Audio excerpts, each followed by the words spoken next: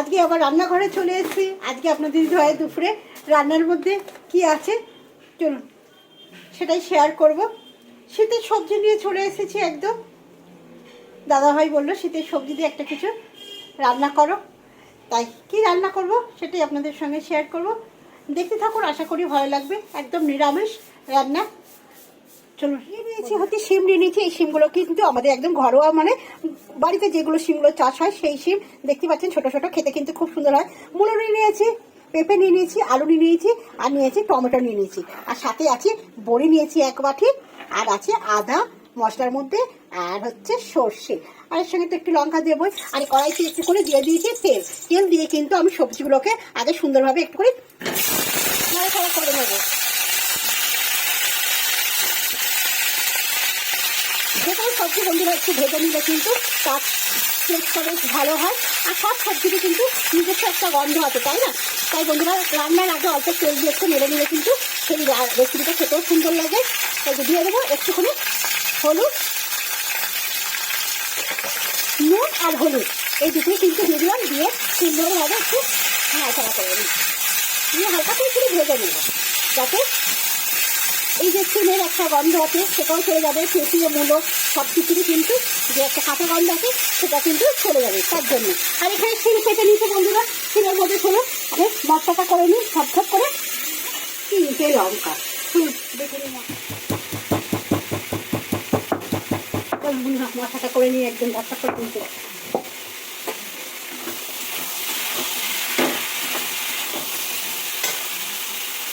এদিকে ভাজাটাও বসে দিয়েছে, এখানে মশলাটাও আমি করে নেব।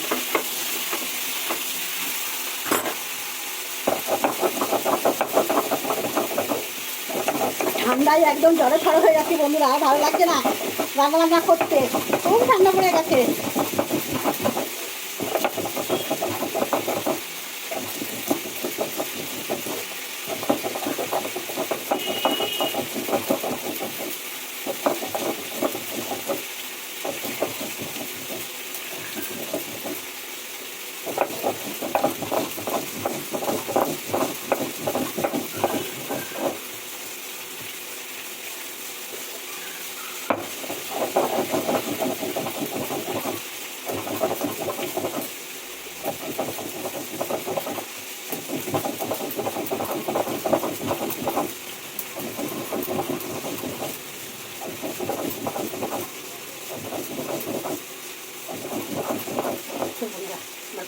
হয়ে গেছে,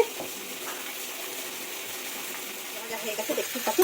আর এর থেকে বেশি ভাজা ভাজা করবো না, একদম কড়াইতে একটু হালকা করে নেড়ে নিয়েছি।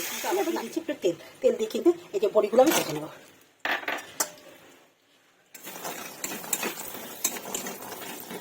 লাল লাল করে বড়িগুলোকে বেশ সুন্দর করে আমি বড়িগুলো কিন্তু আমার লাল লাল করে ভাজা হয়ে গেছে।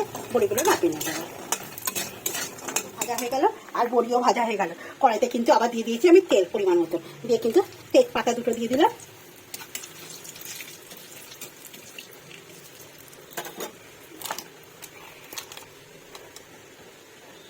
আর টমেটো।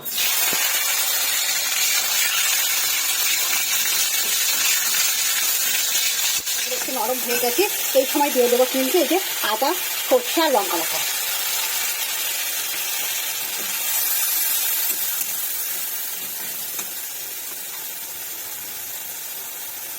পরিমাণ মতন হলুদ, পরিমাণ মতন লবণ, একটু দেবো লাল লঙ্কার গুঁড়ো, দিয়ে সুন্দরভাবে এটাকে কষাবো।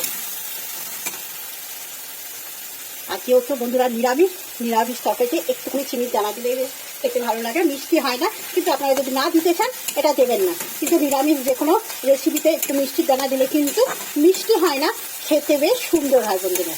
আর যেহেতু এটা সর্ষের মশলা আমি কিন্তু বেশি কষাবো না। এবার দিয়ে দেবো আমি সবজিগুলো। সর্ষে কিন্তু বেশি কষালে ভালো লাগে না, একটা তেল ফুটে চলে আসে।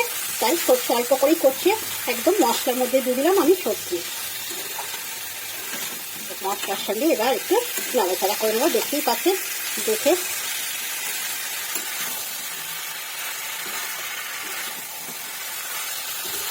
এই সবজিটা শীতকালে কিন্তু দারুণ লাগে মশলা কষানো। এর থেকে আমি বেশি মশলা কষাবো না বন্ধুরা।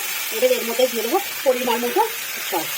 যেহেতু সেদ্ধ হবে সবটাই, আলু, মূলো, পেঁপে সব কিছু পরিমাণ মতন আপনাদের পরিমাণ মতন জলটা দিয়ে দেবেন।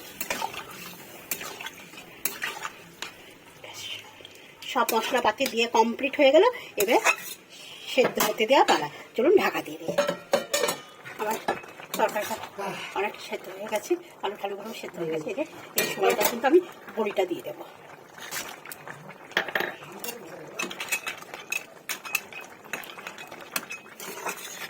বড়িটা দিয়ে কিন্তু আবার আমি একটু সুন্দর করে ফুটিয়ে নেব। আমার তরকারিটা কিন্তু পুরো কমপ্লিট হয়ে গেছে। শিম দিয়ে, আলু দিয়ে, মূলো দিয়ে, বড়ি দিয়ে একদম কমপ্লিট হয়ে গেছে। আপনারা যদি এর মধ্যে চান তো একটু ধনের পাতা দিয়ে নামাবেন। আমি ধনের পাতা দিলাম না কেন বন্ধুরা, আমাদের রাধেমা একদম ধনের পাতা পছন্দ করে না, তাই জন্য কিন্তু আমি ধনের পাতাটা খেয়ে দিলাম না। আপনারা কিন্তু শীতে কিন্তু ধনের পাতা দিয়ে অবশ্যই তরকারিটা নামাবেন। আর এই তরকারিটা খেয়ে একবার দেখবেন, গরম গরম গরম ভাতে আর এই একটা তরকারি থাকলে কিন্তু আশা করি আর কিছু লাগবে না। দারুণ স্বাদের হয় এই তরকারিটা। চলো বন্ধুরা, নাবেনি। যদি আপনাদের ভালো লাগে রেসিপিটা, একদম ছোট্ট খাট্টোর মধ্যে ঘরোয়া রেসিপি, তাহলে একটা লাইক, শেয়ার, কমেন্ট করবেন, পাশে থাকবেন।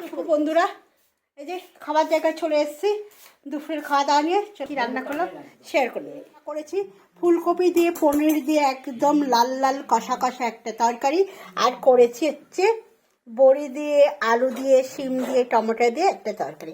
এই দুটো তরকারিই হয়েছে, আর গরম গরম তার সঙ্গে হাওয়ায় একদম বুঝতেই পারছেন ভাতটা নাপতেছে একদম গরম। সব তরকারিও গরম আর ভাতও কিন্তু গরম। শীতকালে কিন্তু গরম গরম খেতেই ভালো লাগে। চলুন আপনি দাদাভাইকে খেতে দিয়ে দিই। দাদাভাই বসে আবার কোথায় গেল? কি গো, আসো খেতে বসে যাও। আর তার সাথে তো প্রতিদিনের মতন থাকে এই যে স্যালাড, এই যে স্যালাড। আজকে দুপুরে আমাদের এটাই খাওয়া দাওয়া বন্ধুরা।